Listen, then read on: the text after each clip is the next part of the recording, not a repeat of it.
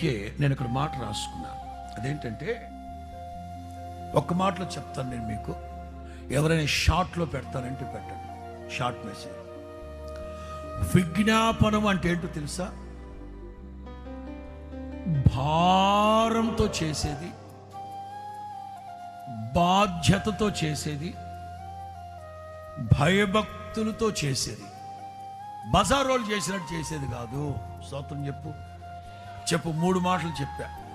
విజ్ఞాపన ప్రార్థన అంటే ఎట్లుండాలా? భారముతో చేసేది, బాధ్యతతో చేసేది, భయభక్తులతో బజారోళ్ళు చేసినట్టుగా చేసేది కాదు. నేను ఇంకా కొన్ని మంచి మాటలు రాసు. మనం ఆరంభిస్తాం ఎట్లా? ఆరాటంతో ఆరంభిస్తాం, ఆతృతగా ఆరంభిస్తాం. కానీ ఒక చిన్న ఆటంకం రాగానే ఆపేస్తాం. కొన్ని మాటలు అద్భుతమైన మాటలు. దృఢచిత్తంతో ముందుకెళ్ళేటప్పుడు దాని ముందు దురదృష్టం అనేది దిగదుడిపే.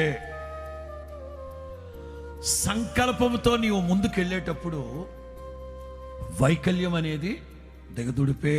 స్తోత్రం చెప్పు గట్టిగా.